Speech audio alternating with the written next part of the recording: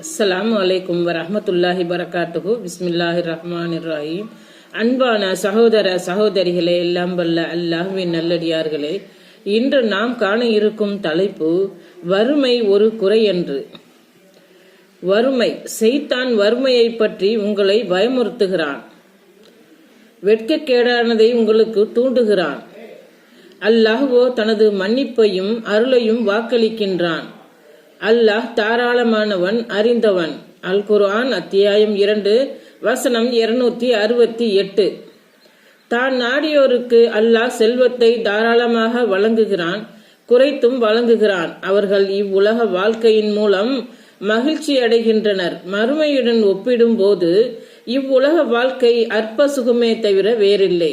அல் குர்ஆன் அத்தியாயம் 13 வசனம் 26. தான் நாடியோருக்கு உமது இறைவன் செல்வத்தை